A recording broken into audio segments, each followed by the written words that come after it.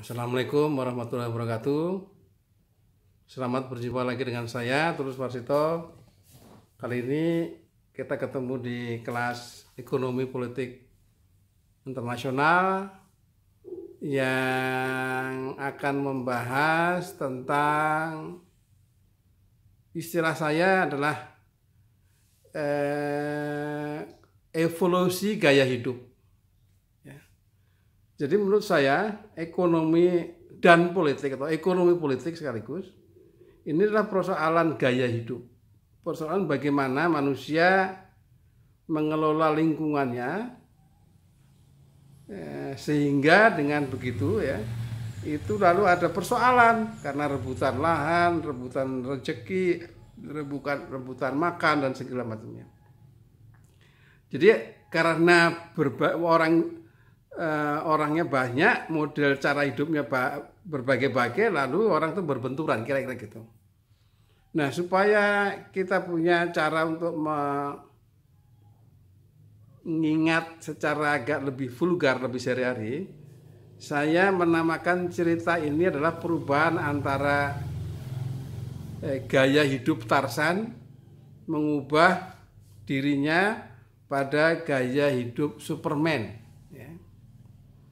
Dengan kata lain begini, jadi persoalan ekonomi itu adalah persoalan bagaimana manusia mempertahankan hidupnya dan mengembangkan hidupnya melalui pemanfaatan lingkungannya.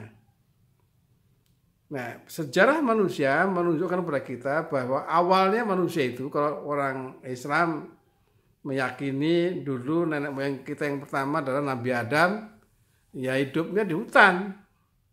Jadi manusia itu dulunya hidup di hutan, yangnya ini harus diperhatikan dan diingat-ingat, di mana manusia itu hidup secara 100% tergantung pada alam.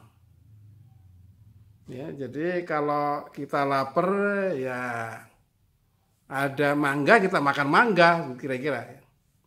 Kalau kenyang ya sudah, delongop aja. Karena belum ada HP, belum ada radio, kita tidur. Tidur lapar lagi, ada timun makan timun gitu misalnya. Kenyang lagi, diam lagi. Dan seterusnya. Kalau nasib kita baik bangun tidur ya kita dapat ketemu durian makan durian. Kalau nasib kita tidak baik, bangun tidur setelah lapar capek, kita bangun tidur dimakan predator kita. Singkat kata, marilah kita mencatat bahwa model kehidupan yang paling awal, model kehidupan Tarzan itu, manusia sangat tergantung pada alam. 100%, apa-apa di alam. Tetapi setiap orang harus ngambil sendiri-sendiri alamnya itu. Kalau misalnya saya sebagai Tarzan gitu, Pak Tarzan, punya istri Bu Tarzan begitu, punya anak Tarzan, maka Tarzan maupun ibu Tarzan dan anak Tarzan itu semua mencari hidupnya, mempertahankan hidupnya dengan melayani diri sendiri melalui alam semuanya. Sampai suatu ketika nanti alam itu tidak lagi mampu mendukung kehidupan manusia karena manusianya berkembang biak, sementara pergerakan manusianya tidak ketika itu belum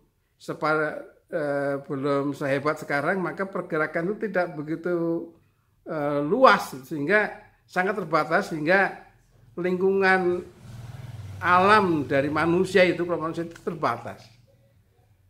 Karena terbatas kemudian timbul masalah. Baik nanti adalah masalah persaingan mencari berebutan dukungan alam yang mulai terbatas tadi. Sebagian awalnya dipicu atau diwarnai dengan perkelahian, dengan pertumpahan darah, dengan bunuh-bunuhan, sampai kepada satu kesadaran untuk mulai mengakali alam, mengeksplorasi alam. Singkat cerita, kalau Tarzan dulu makan timun, makan buah-buahan itu tinggal ngambil.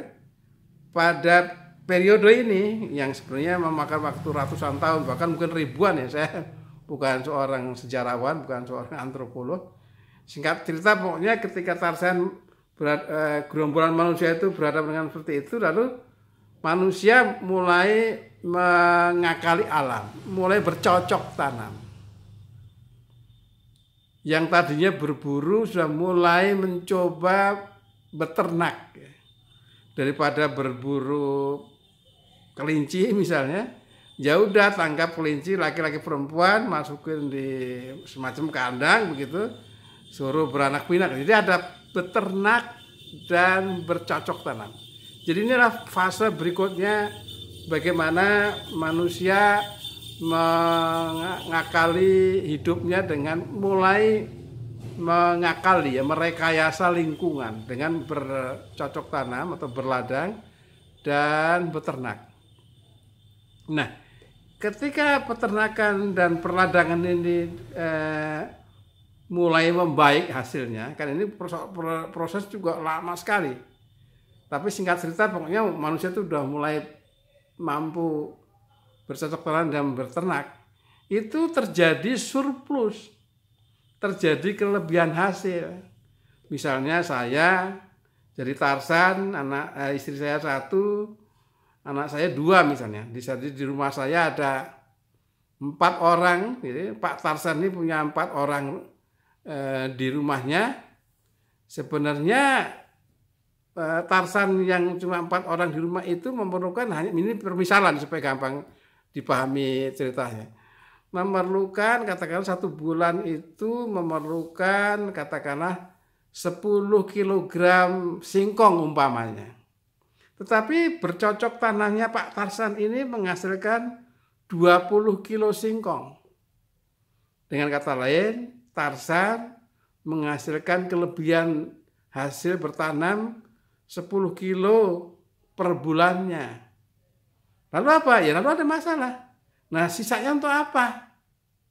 Apakah dibuang, apakah disimpan saja? Nyimpennya juga di mana? Dulu rumahnya juga masih nempel di pohon-pohon. Kalau makan udah kekenyangan. Dengan kata lain, lalu kelebihan ini mendorong pada saatnya, waktunya lama sekali gitu ya, mendorong upaya manusia itu untuk saling bertukar. Nah, saling bertukar ini menjadi awal dari apa yang nanti disebut sebagai pasar. Tapi malah kita membayangkan ketika itu walaupun sudah pandai bercocok tanam, berladang, beternak ya, tetapi ya masih Tarzan. Sekarang Tarzan ini ingin menukarkan hasil cocok tanamnya dalam sebuah yang nanti akan disebut pasar.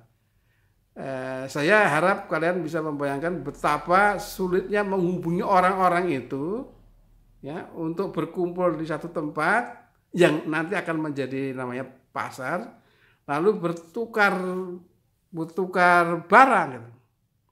Singkat cerita ya, ini adalah nanti pada tahap berikutnya model gaya hidup. Kalau tadi Tarzan makan 100% dari alam, sekarang sudah bercocok tanam. Yang ketiga ini nyaris jadi pasar. Pasar pertama kumpul orang biasanya kata sejarah pasar itu biasanya pasar itu ditandai dengan berkumpulnya orang di sebuah tempat dekat kali, dekat telaga, lalu ada pohon beringinnya gitu karena supaya enak orang berjualan. Tapi bayangkan ini kita bicara mengenai pasar yang pertama kali. Nah, pasar yang pertama kali itu adalah semua orang ketemu di situ, mungkin belum banyak orang, katakanlah 20 orang gitu. Datang itu hanya membawa satu jenis hal yang sama, satu barang yang sama.